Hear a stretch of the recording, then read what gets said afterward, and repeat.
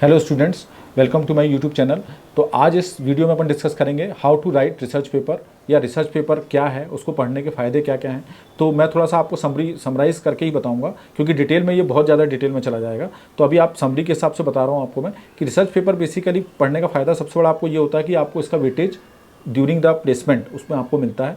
अब research paper पढ़ने की ज़रूरत क्यों है? क्योंकि सबसे पहले आप ये समझिए कि जब से आप, जैसे मान लो कोई टॉपिक है, मशीन लर्निंग एक टॉपिक है, उसको आप बुक से पढ़ते हैं तो वो बुकिश लेवल पे तैयार होता है, एग्जाम पॉइंट ऑफ व्यू से वो तैयार होता है। लेकिन उसमें जो लेटेस्ट क्या चल रहा है ये आपको कैसे उसमें कवर नहीं होता है। तो ये चीज़ कवर कहाँ होती है? ये रिसर्च पेपर से ही कवर होती है। तो जब तक आप रिसर्च पेपर नहीं पढ़ते हैं तो किसी भी टॉपिक पे आपको उसका जो लेटेस्ट उसमें जो चल रहा है वो आपको रिसर्च पेपर से ही पता लगता है। ठीक है ना स्टूडेंट? तो ये आपको समझने की ज़रूरत है कि रिसर्च पेपर पढ़ना इज़ इंपॉर्टेंट। इसके बाद अगर आपको प्रोजेक्ट के लिए कुछ आइडिया चाहिए तो वो भी आपको रिसर्च पेपर से उसमें हेल्प मिल जाती है।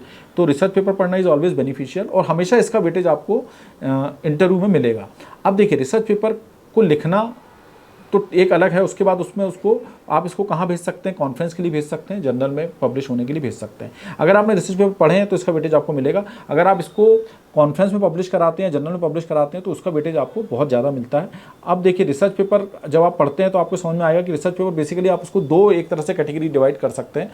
एक होता है आपका रिव्यू पेपर और एक होता है आपका एक्सपेरिमेंटल बेस्ड पेपर। अब रिव्यू पेपर क्या है? रिव्यू पेपर मतलब जिसमें क्या होता है, आप किसी भी टॉपिक पे उसकी हिस्ट्री को कवर करते हैं। जैसे फॉर एग्जाम्पल क्लाउड कंप्यूटिंग है, तो क्लाउड कंप्यूटिंग में अभी तक क्या क्या हुआ है कवर, उसकी पूरी एक आप समरी बनाते हैं और उसको आप पब्लिश करते हैं। तो ये कहलाता है रिव्यू पेपर। इसमें किसी भी तरह के एक्सपेरिमेंटल डेटा की जरूरत नहीं पड़ती है। केवल आप कुछ 20-25 पेपर पढ़ के पिछले 10 साल में, पिछले एक आप डिवीज़न पीरियड डिसाइड कर सकते हैं कि 10 साल के अंदर जो भी रिसर्च हुई है उसके बारे में आप उसको समराइज़ कर सकते हैं। तो रिव्यू पेपर लिखना इज़ वेरी इजी और आप उसको लिख सकते हैं।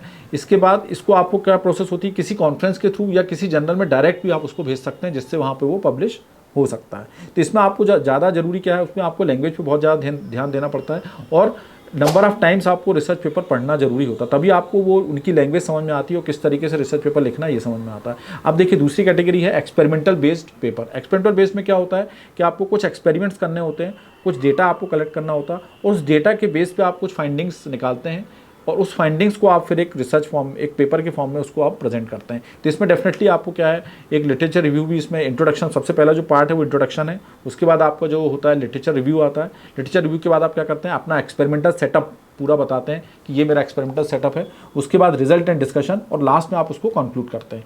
और इसके बाद आपका रेफरेंस, मतलब आपने जो भी रिसर्च आपने की है उसका क्या रेफरेंस रहा है। तो ये सारी चीज़ें पूरी रिसर्च पेपर में कवर होती हैं। ये मेरा प्रयास इसमें यह है कि आपको एक सबरी फॉर्म में मैंने आपको बताया है और इसमें डिटेल में अगर आप जाएंगे तो बहुत सारी चीज़ें आपको मिलेंगी, लेकिन सबरी के लिए मैंने आपको ये चीज़ें मैंने आपको कवर की हैं।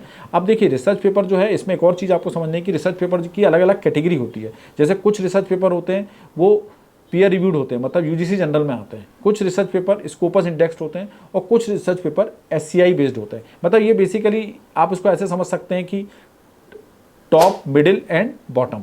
तो मतलब आप उस हाई लेवल, अगर इवन आप पीयर रिव्यूड जनरल, अगर आप सिंपल कॉन्फ्रेंस में भी रिसर्च पेपर पब्लिश करते हैं तो वो आपको बहुत हेल्प कर सकता है। तो इसी तरह की और वीडियो मैं आपके लिए बनाता रहूँगा। आप इस चैनल को सब्सक्राइब करिए और शेयर जरूर करिए। Thank you very much.